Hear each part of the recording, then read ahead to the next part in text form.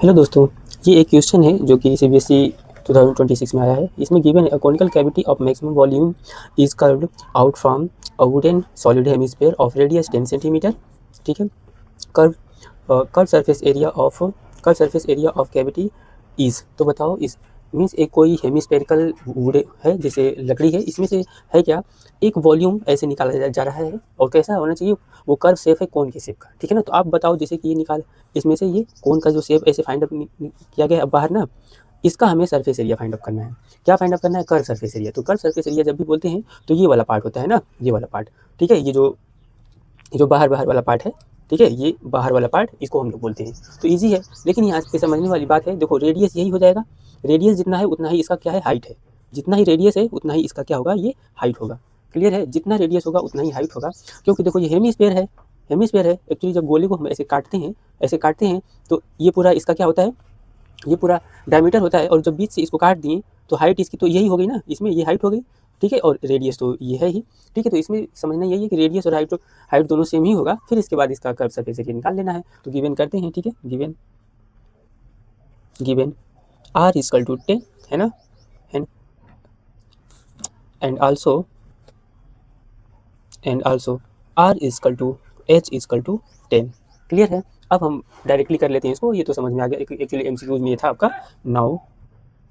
Now C S A of cone बोल सकते हैं या कैविटी। इन्होंने कैविटी वर्ड यूज़ किया, तो आप स्टेटमेंट लिखते समय कैविटी बोल देना। क्या होता है? पाई आर एल। तो आपके पास एल तो है नहीं, स्लेंट लेंथ है नहीं, तो स्लेंट लेंथ हम निकाल लेते हैं। यहाँ पे स्लेंट लेंथ अगर हम बात करें एल इक्वल टू, तो कितना होता है आपका H square plus R square होता है। कैसे? ये स्लेंट लेंथ होता है ना।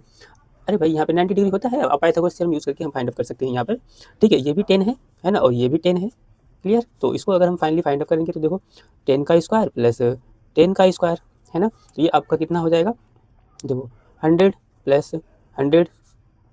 क्लियर है? इक्वल टू आपका 200 रूट में हो गया। फाइनली जब इसको करोगे आप तो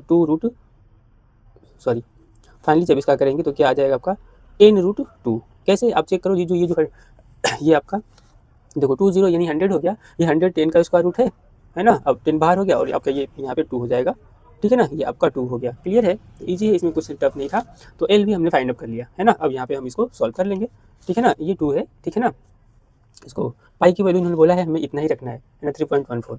तो लो 3.14 इंटू आर की वैल्यू 10 इंटू 10 रूट कितना 2, ये। ठीक है ना। अब इसको सॉल्व कर लो। देखो 10 और 10 2 टाइम्स 0 है, इसमें हम मल्टीप्लाई करेंगे तो इसका डेसिमल क्या हो जाएगा, एलिमिनेट हो जाएगा, 314। क्लियर है? और √2, ये आंसर आ गया। ठीक है। इजी क्वेश्चन था, 2 मिनट में हो गया ये। अब इसको स्टेटमेंट में राइट कर लो। Hence C S A of cavity